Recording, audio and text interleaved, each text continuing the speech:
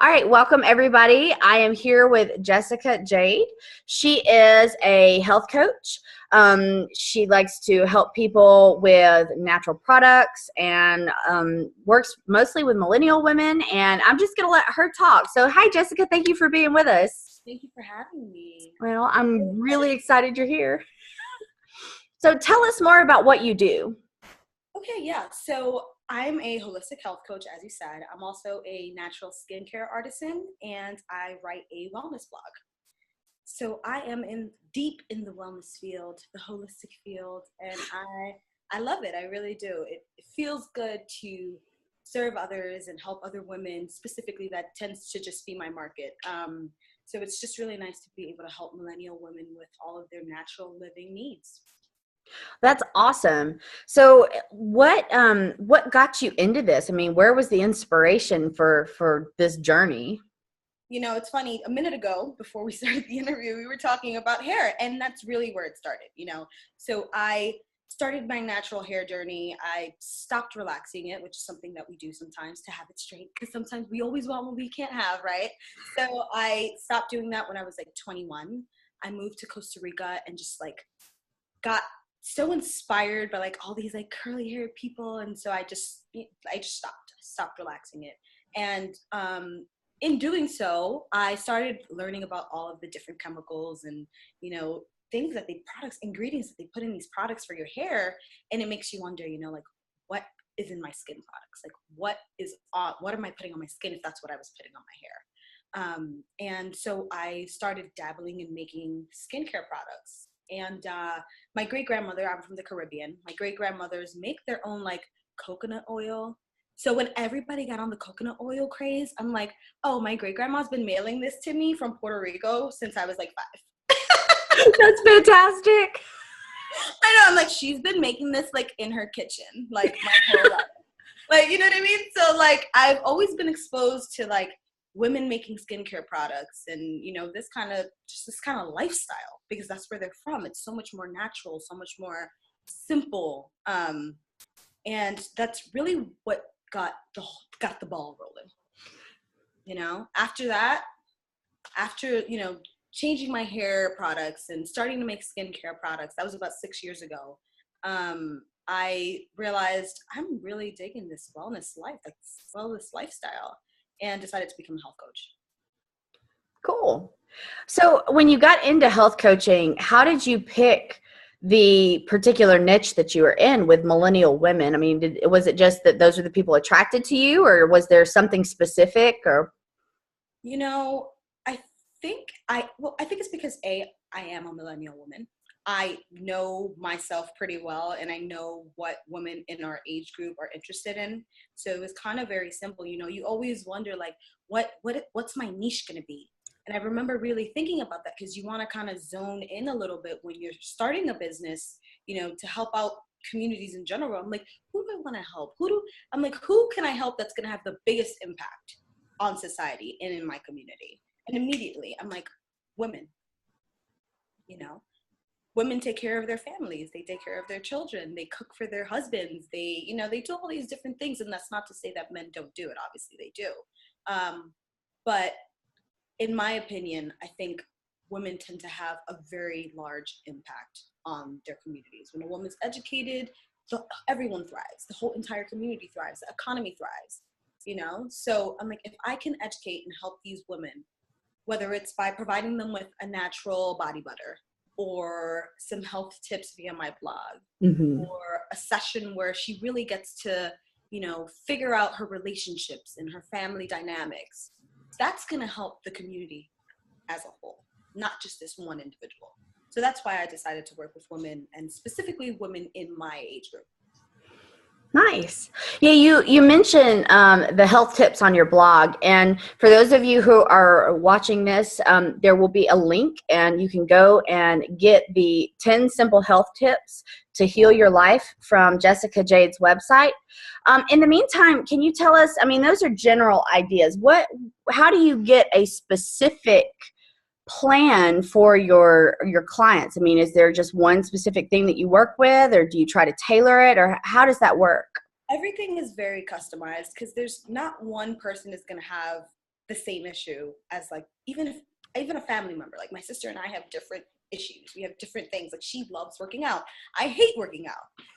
You know, so like for me, like if I was preparing a plan for myself, I would focus more on ways in which I can motivate myself to work out. With her, it's like healthier foods, you know, simple recipes that she can try, meal plans, you know, like meal planning tips. It's all very customized. It's all about the individual. And it's not a one size fits all approach. I hate that model. Oh yeah. My opinion, because I know it just doesn't work. Yeah. That's wonderful that you get into this kind of customized plan for people. What do you see? And of course, everything's going to be a little individualized, but what are kind of some of the main themes that you see with people and what they struggle with? The top two things that I think a lot of people struggle with, and it's kind of something that they don't realize. The first thing is water.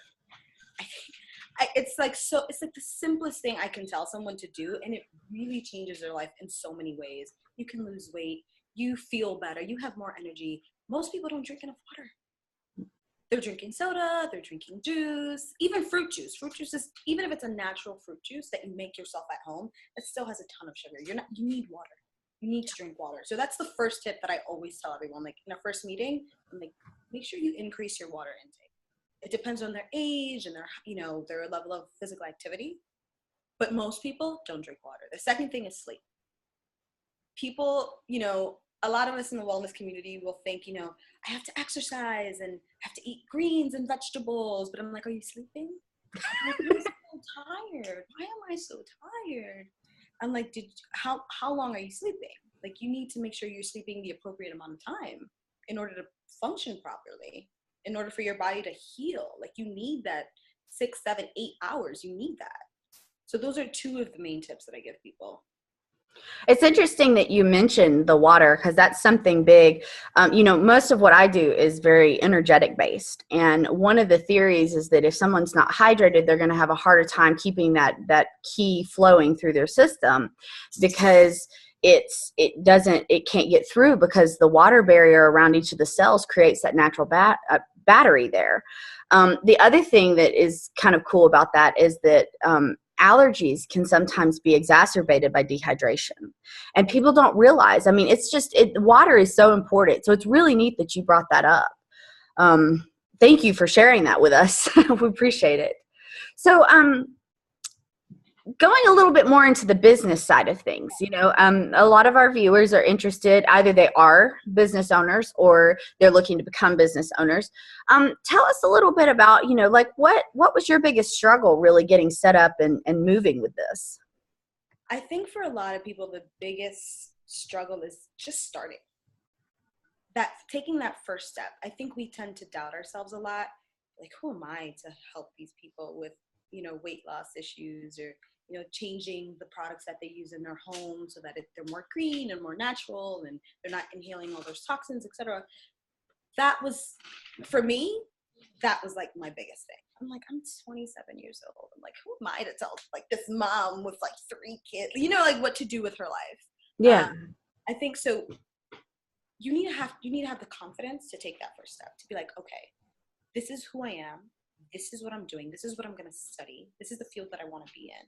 And once you have that and you take that first step and you launch that website, don't try to make it perfect. Launch that website. Start offering your services. I find that so many people are afraid to even tell someone like, oh, I'm a health coach. Let me offer you a free 6-month program. That's all you need. You need that one client to say, she helped me out so much. Her plan really works. Now, I want to tell my best friend about this. Susie, let me tell you about this girl. She has all this information. She can really help you. And that snowballs. You have to have the confidence to take that first step and really, zone in to what you're doing. Yeah, that's good. And I think that's where a lot of people get hesitant. I was talking with a mindset coach the other day, and we were talking about the fact that a lot of the times people get nervous that there's going to be some kind of judgment, or that, that people are going to think poorly of you just for what you're doing. I mean, do you hear that sometimes, or, Yeah. I think a lot of entrepreneurs, especially in our field, because we tend to be the kind of people that we aren't like narcissists. Like we don't want like all this attention on us. Like I struggle to take like a picture of myself doing something, you know, like even like honestly, like I struggle with that. And it's like this fear of like self promotion. And there's nothing wrong with promoting what you're doing if what you know, if what you're doing is to help others. People in this industry as wellness entrepreneurs, holistic entrepreneurs, what we're doing ultimately is beneficial for everyone. We're not doing it just to be like, look at me, I'm a holistic health coach, I'm a natural skincare artisan. It's like, no, I'm telling you this because these are the ways that I can help you. These are the ways that I can help your community, your friends, your siblings, you know, and it's okay. There's nothing wrong with that. A little self-promotion doesn't hurt. Exactly. And you have to get out there. You have to let people know because like you said, like this is how we help you. And if we don't tell you about it, then how are we supposed to help people? So it's good that you mentioned that. Do you ever have people say things to you about you shouldn't be doing this or this isn't good enough? Or I mean, do you ever have anything like that? Nope. And I think that that's what might surprise a lot of us. A lot of us who are interested in going into this field and have this little nagging voice in the back of our head saying, you're not good enough. What do you know? Who are you to do these things? You know what I mean? I have not had a single person tell me, since when are you a holistic health coach? It's like the opposite. They're like, oh my God, you're a holistic health coach? Let me introduce you to my aunt. She needs to lose weight, or she drinks so much soda in a day, I can't even imagine.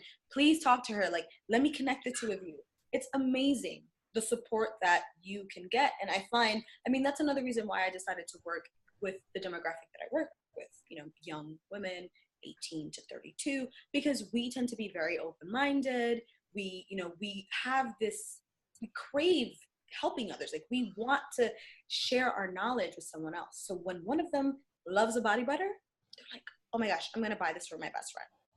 I want her to try it, you know, and you cannot have this fear. You have to do the best that you can to ignore that little voice and do what your heart is telling you to do. Thank you. Yes, I'm so glad that you've had a similar experience to me. It doesn't seem like people, and it's interesting that we have that nagging little voice when it doesn't. I mean, people are rooting for us. People are rooting for holistic practitioners, especially with, the state of health in this country. I don't want to get political, but, but, it is interesting that it seems like people are, very supportive of what we are doing. So what other do you have other advice that you feel like holistic practitioners or people that are thinking about it, kind of prospective practitioners, need to hear? Okay, so I very recently have been talking to a lot of other holistic entrepreneurs about this topic because I think it's something that we kind of put in the back burner because we're kind of ashamed to admit it. But we tend to feel like we have to promote our lives like perfectly, like we don't get angry, or we, don't have like little temper tantrums, and we don't want this piece of cake or this chocolate. I'm like, guys, like I am so fed up. Like sometimes I see like these like Twitter timelines and they're like all rainbows and sunshine, and I'm like, honey, really? Is your life that perfect? No. And I think we all struggle with that because we don't want to be a Debbie Downer, and we don't want to be the person who's, all mopey and complaining. And of course, nobody wants to hear that, but it's okay to say, hey, you know what? Today I really struggled to work out, or I really wanted that piece of cake, and guess what? I had it. Yeah. It's okay, guys. We don't have to be perfect. Just because we're holistic entrepreneurs and we're in the wellness field doesn't mean that we can't have a bad day. It doesn't mean that we can't be sad. You can still have a positive outlook on life and be able to admit the moments that are devastating or upsetting. Yeah. And I think that's something that we need to remember because, when I first started doing this, I remember like, I'm a very like emotional person. So like I feel things very deeply. And I would be ashamed. I would feel guilt over being upset over the news, or, feeling sad about something happening in another country. And like, I felt like the only way that we could approach it was by saying, oh, everything's going to be great. Everything's perfect. Life is wonderful.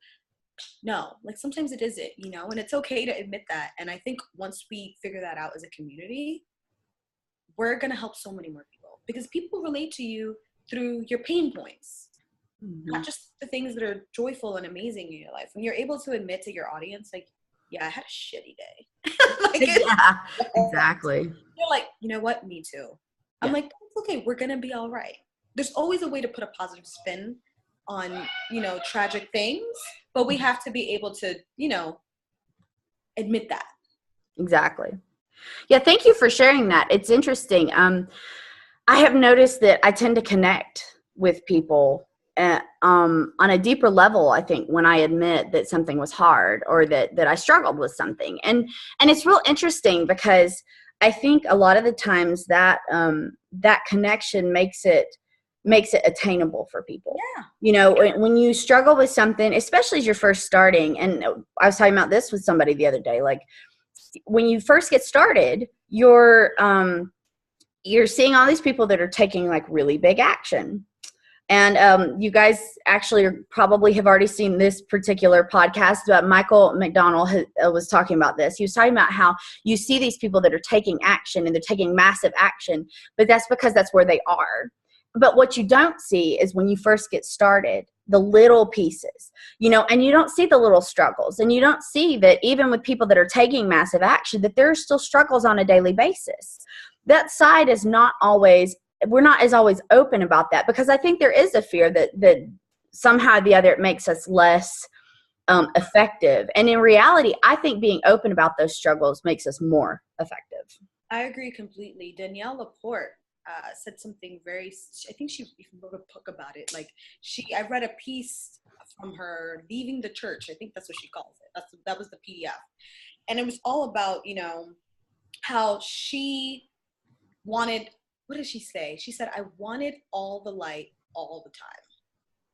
And it's like, you can't have those moments of light and peace if you don't have the darkness, because you're not going to be able to appreciate that. And I think your audience will connect with you on a deeper level if you're able to admit those things and just talk to them about that. I've been doing that a lot, and it's so effective. People have been like, oh my gosh, like, I know I have to work out today. I really don't want to. And that's when we're able to be like, you know what, neither did I. But sometimes we have to do the things we don't want to do to become the people we want to become. Exactly. You know, those are those moments where they're vulnerable, and you can give them a piece of advice where they'll connect with you. And that's what makes a thriving business. You want to build community with these folks. Oh, I agree. Sharing like posts on Instagram and blogs, you know, and just always like throwing services at them, like, oh, I'm a health coach, you know, join my 6-month program. It's like, no, like, this is my life. This is the life that I'm living as a health coach, as a skincare artisan, as a writer. Like, this is my life. These are my struggles. This is how I've thrived this week. This is how I failed this week. And they're like, oh my gosh, me too. That's awesome, you know? Yeah, and I think it makes it, I think it does, it makes it more something that you can connect to, and you pull things together that way too, because it's like you mentioned, you cannot have the light without the dark. You put yourself in a position where, you know, if it's all light all the time, then it's no longer really light. It's just, you know, there's no contrast, and therefore, how do you know? So that's really interesting.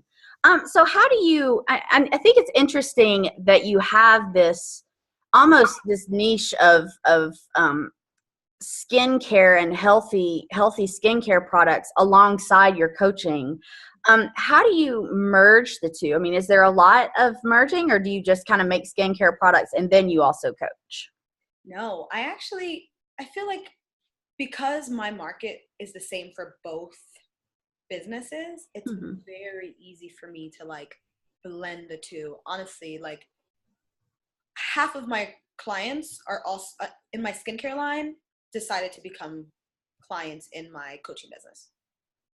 It's that simple, because they're like, oh my gosh, this product changed my life, blah, blah, blah. And then you talk to them about, they end up talking to you about life in general. Oh, I'm having a baby. I'm so excited, but da, da, da. And then they tell you their issue, insert issue. And that's kind of when you kind of reel them in and not in a, sneaky, sleazy kind of way, but just naturally, because this is what you do. You can't help it. It just makes it so much easier, And I always say I'm taking a course by Hillary Rushford, which I absolutely recommend to any holistic health coach or holistic entrepreneur that wants to take it. It's an Instagram course, Instagram with intention. It's very affordable and it's very effective. And one of the classes, she calls it the umbrella brand. So most of us can have multiple businesses under one umbrella. Yeah. So my umbrella is pretty much like helping, millennial women live a healthy life of joy. That's kind of like my umbrella. And so it makes it very simple to be like, yeah, you're happier when your skin isn't like itchy and dry, and when you know that you're putting healthy products on your skin. You're also happy when you're able to discuss your relationships with someone who has an objective opinion and who's just there to listen and who isn't judging you and who's trying to help you move forward with your life.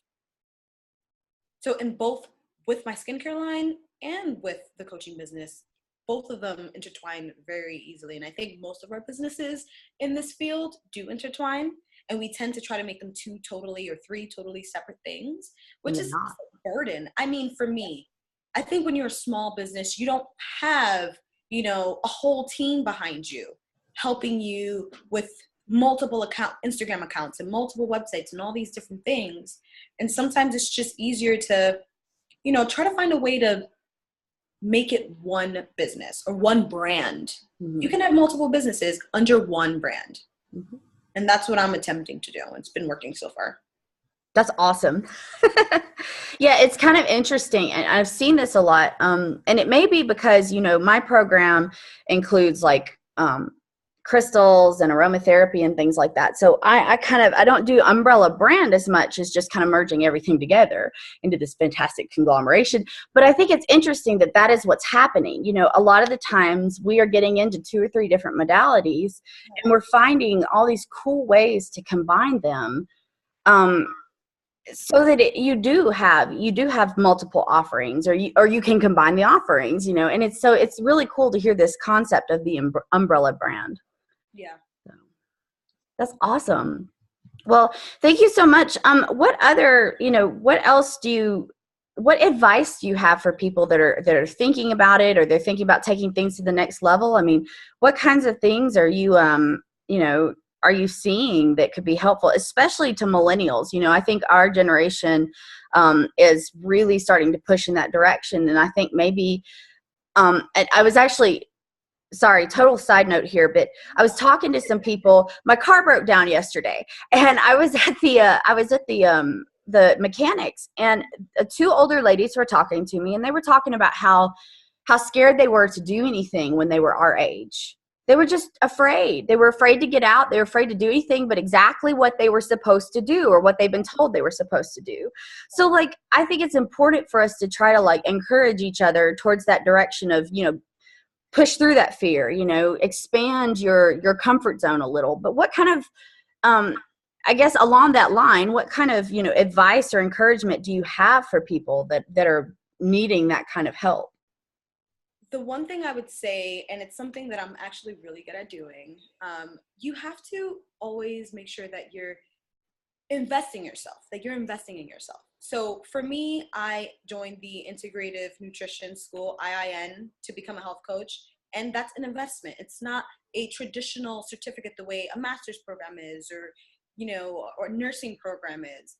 But you have to invest in your career, invest in your dreams. Just like when I got the Hillary Rushford course, and it's an Instagram course, you would never think, this is something that's going to, really help my life. But there are thousands of people with amazing results who have converted followers into clients just by taking this course. If you invest in your future, and it's like I said, you have to take that first step. If you're afraid to take that first step, you're going to live in mediocrity always. You can't do it. And it's that's a harsh reality, but it's like you said, I've seen it, with women in my family where they lived a very traditional life, did all the things they thought they were going to do that they needed to do, get married, have children, raise their children. And now it's what?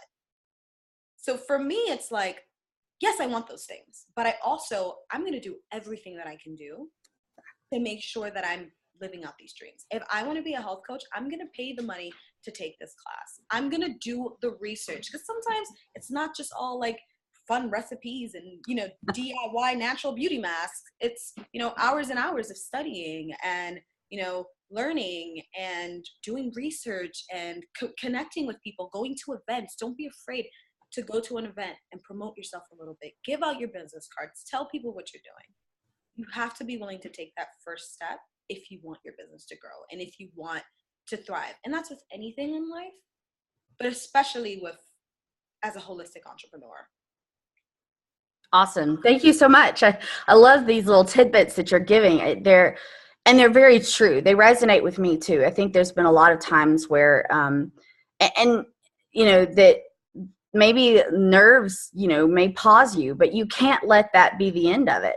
And especially like what we talked about earlier. I mean, you've got to make those first steps, and you have to trust that people are going to support you. Yeah. And then you have to invest in yourself. And I think that's very important.